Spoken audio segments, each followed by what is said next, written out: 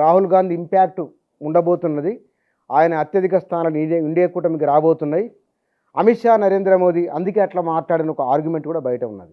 India కూటమిలో అతిపెద్ద party అన్న 20 ఎంపీలు గెలుస్తారని అందరూ అనుకుంటున్న పెద్ద పార్టీ ఎవరన్నా? వెస్ట్ బెంగాల్ ముఖ్యమంత్రి దీదీ చెప్పిందన్న కాంగ్రెస్కు 40 రావని చెప్పింది. మొన్న చెప్పిందన్న ఎలక్షన్ నోటిఫికేషన్ వచ్చినాక చెప్పింది. ఇక బుచ్చనో లేకపోతే ఎల్లనో మల్లన్నో చెప్తే నేనెందుకు వినాలన్నా? ఇండియా కూటమిలో అతిపెద్ద పార్టీ, అతిపెద్ద భాగస్వామ్య పార్టీ, మమ్మల్ని సిద్ధాంతపరంగా వ్యతిరేకించే పార్టీ, ఆ పార్టీ నాయకురాలు వెస్ట్ బెంగాల్ ముఖ్యమంత్రి శ్రీమతి మమతా బెనర్జీ గారు చెప్పారు. ఏమని చెప్పారు? కాంగ్రెస్కు 40 సీట్లు రావని చెప్పింది. ఇంకేం పడైంది? ఇంకా ఏదో రాహుల్ గాంధీని చూసి మేము భయపెట్టేది ఏంది? బీజేపీకి ఎన్ని వస్తాయి?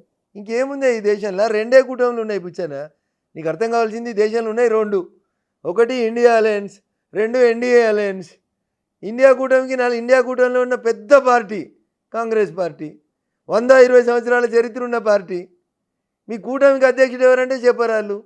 కొద్ది రోజులు ఖర్గే పేరు వస్తాయి, కొద్ది రోజులు రాహుల్ గాంధీ పేరు వస్తాయి, కొద్ది రోజులు నితీష్ కుమార్ పేరు వస్తుంది, కొద్ది రోజులు కేజ్రీవాల్ పేరు వస్తుంది, కొద్ది రోజులు నవీన్ కుమార్ పేరు వస్తుంది, కొద్ది రోజులు స్టాలిన్ పేరు వస్తుంది, కొద్ది రోజులు ఉద్ధవ్ ఠాకరే పేరు వస్తుంది, కొద్ది రోజులు మల్లికార్జున ఖర్గే గారి పేరు వస్తుంది. అసలు ఎవలే మీ కూటమి చైర్మన్? ఎవరు? మీరంతా కార్డు ఎత్తేసిర్రు, కొన్ని పార్టీలు బయటికి వెళ్ళిపోతున్నాయి. ఇంకేముంది? What is other alternate left before the public? నేను ఇందాక చెప్పిన అభినందన్ లాంటివన్నీ 24 గంటల్లో నవ్వుకుంటూ మాట్లాడి చెప్తే తెచ్చి దించిపోయింది పాకిస్తాన్ ఈ దేశంలో. ఇంతకంటే ఎక్కువ ఏం సెక్యూరిటీ కోరుకుంటుంది ఈ దేశం? ఇంతకంటే ఎక్కువ ఏం ప్రశాంతతను కోరుకుంటుర్రు? మళ్ళీ కాంగ్రెస్కి అధికారం ఇచ్చి రోజు బాంబులు వేలాలన్నా దేశంలో? ఇల్లీగల్ చొరబాట్లు కావాలన్నా ఈ దేశం లోపల? భారతీయ జనతా పార్టీ భావోద్వేగాలను రెచ్చగొడుతున్నది, ప్రజల మధ్య విభజన చేస్తున్నది అనేది వారు చాలా మీటింగ్లలో మాట్లాడుతున్నారు. అభినందన్ని బ్యాక్ తేవడం భావోద్వేగం రెచ్చగొట్టడమా? సుప్రీంకోర్టు జడ్జిమెంట్ ఇస్తే దేశం లోపల రామ మందిరం కట్టడం భావోద్వేగాల్ని రెచ్చగొట్టడమా?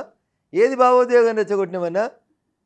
ఈ దేశంలో ఒకటే రాజ్యాంగం ఉండాలి, ఒకరే ప్రధానమంత్రి ఉండాలి, ఒకటే జెండా ఉండాలని డాక్టర్ శ్యామాప్రసాద్ ముఖర్జీ గారు జమ్మూ కాశ్మీర్కి పోయి జైల్లో చచ్చిపోతే వారి ఆకాంక్షలను నెరవేర్చింది. ఆర్టికల్ 317 రద్దు చేసింది. జమ్మూ కాశ్మీర్ని సుందర కాశ్మీరంగా తీర్చిదిద్దుతుంది. దానికి ఒక రాష్ట్ర హోదాని ఇస్తుంది. ఇదేమన్నా అన్డెమోక్రటిక్ అన్న? అంత్యోదయ, దీన్ దయాళ్ ఉపాధ్యాయ అంత్యోదయ, చిటాన చివరికున్న మనిషికి కూడా ప్రజాస్వామ్య ఫలాలు దక్కాలి, అభివృద్ధి ఫలాలు దక్కాలి. ఇందులో ఒక విభజన ఎందుకు? ఏం విభజించినవన్నా? బాత్రూమ్ ఇచ్చేటప్పుడు రిజర్వేషన్లు. ఇది బాత్రూమ్ ఇచ్చేటప్పుడు నువ్వు ముస్లిం కాబట్టి నీకు బాత్రూమ్ ఇవ్వలేదా? గ్యాస్ సిలిండర్ ఇచ్చేటప్పుడు నువ్వు ముస్లిం కాబట్టి నీకు సిలిండర్ ఇవ్వద్దని చెప్పినావా? ఏం చేసినామన్నా? ప్రధానమంత్రి ఆవాస్ యోజన ఇండ్లు కడితే ఆ ఇళ్ళలో డ్రా తీస్తే ఎవరైనా ముస్లిం సోదరునికో వస్తే నువ్వు ముస్లిం కాబట్టి నీకు ఇవ్వమని చెప్పినామా? బాత్రూమ్లు కట్టించినాం, అప్పుడు మేము మతం పేరు అడగలే, కులం పేరు అడగలే.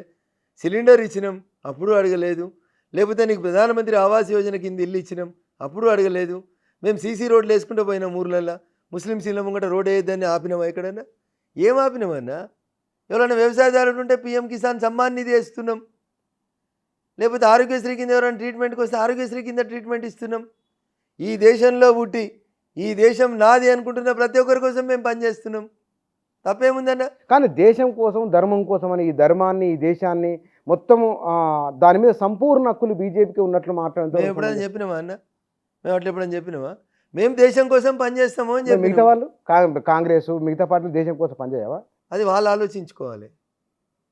ఆలోచించుకోవాలి. రామ మందిరం భారతీయ జనతా పార్టీ నరేంద్ర మోడీ గారు పైసలు ఇచ్చి కట్టియలేదు.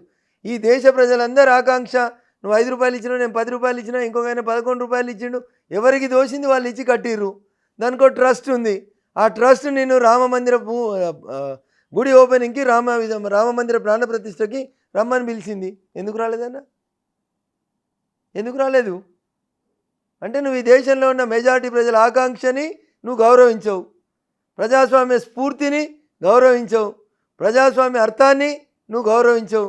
ఏం చెప్తుందన్న ప్రజాస్వామ్యం? ప్రజల కొరకు, ప్రజల చేత ప్రజలే ఎన్నుకున్నటువంటి ప్రభుత్వం నరేంద్ర మోడీ గారి ప్రభుత్వం. ఒకడు అంటాడు సిగ్గు లేకుండా ఈవీఎంలను ట్యాంపర్ చేసి కాంగ్రెస్ బీజేపీ 3వ సారి గెలుస్తుందని. ఈవీఎంలను ట్యాంపర్ చేసేదంటే రేవంత్ రెడ్డి ముఖ్యమంత్రి ఎట్లయితాడన్నా?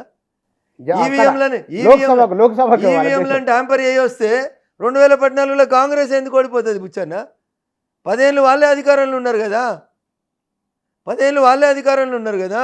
ఈవీఎంలను ట్యాంపర్ చేసే కెపాసిటీ భారత ప్రభుత్వానికి ఉంటే ఎందుకు యూపీఏ ఎందుకు ఓడిపోయింది? ఎన్డీఏ ఎందుకు గెలిచింది? కర్ణాటకలో కాంగ్రెస్ ఎట్లా గెలుస్తుంది? ఢిల్లీలో ఆప్ ఎట్లా గెలుస్తుంది? వాళ్ళకు చేయొద్దు అనుకున్నారు కాబట్టి చేయలేదు. బాబా బీజేపీ ఏం చెప్పినావన్నా, మస్తు చెప్పుకుంటూ వచ్చినావన్నా. నేను అదే అడుగుతున్నా నిన్ను, ఢిల్లీలో ఆప్ ఎందుకు గెలుస్తుంది? ఒడిశాలో నవీన్ కుమార్ గారు ఎట్లా గెలుస్తారు? తమిళనాడులో స్టాలిన్ ఎట్లా గెలుస్తాడు? కిందికి పోతే కేరళలో పినరసి విజయన్ ఎట్లా గెలుస్తాడు? తెలంగాణలో ఈయన ఎట్లా గెలుస్తాడు రేవంత్ రెడ్డి? బీహార్లో నితీష్ ఎట్లా గెలుస్తాడు? మహారాష్ట్రలో ఉద్ధవ్ ఠాకరే ఎట్లా గెలుస్తాడు? ఏం మాట్లాడతారన్న మీరు? కానీ ఇంతమంది శత్రువుల్ని గెలిపించుకుంటాం. మీకు గుర్తుండే ఉంటుంది, ఈవీఎంల ద్వారా వచ్చిన చంద్రబాబు నాయుడు 2004 ఎన్నికలు ఓడిపోయిన తర్వాత ఈవీఎంలో మతలబు జరిగింది అన్నది గుర్తుందా మీకు? ఆ మధ్య బాగా చర్చ జరిగింది. నాకు మీ మధ్యలో మీకున్నంత జ్ఞాపక శక్తి నాకు లేదు, కానీ నేనేమంటున్నా, ఆయననే అధికారంలో ఉన్నాడు కదా, ఆయననే అధికారంలో ఉండి ఎలక్షన్ చేసిండు కదా, మరి ఈవీఎంలను ఎవడు మారుస్తాడు? అంటే ఈ ఆర్గ్యుమెంట్ అంతా రాంగ్ మీరు అనేది. అన్న నేనేమంటున్నా, ఆర్గ్యుమెంట్ చేయడానికి ఏదైనా చేయొచ్చు పుచ్చన్న, నోరే కదన్న ఏదైనా మాట్లాడుతుంది. కానీ వాట్ ఈస్ ద లాజిక్ దాంట్లో ఉన్న లాజిక్ ఏంది? దేని బేసిస్గా చెప్తున్నావు నువ్వు? నేను అడిగిన నిన్ను, 2014లో కాంగ్రెస్ ఎందుకు వదులుకుంటుంది అధికారం? ఎందుకు వదులుకుంటుంది పుచ్చన్న? ఈవీఎంలను ట్యాంపర్ చేసేది ఉంటే ఇంకోసారి మూడోసారి కూడా కాంగ్రెసే గెలుస్తుండే కదా. అంటే నీకు నచ్చినట్టు నడుస్తే అంత మంచిగా ఉన్నట్టు, నీకు ఫలితం ప్రతికూలంగా వస్తే నువ్వు నోటికి ఏదొస్తే అది మాట్లాడతా అంటే ఎట్లా? This is very unfortunate.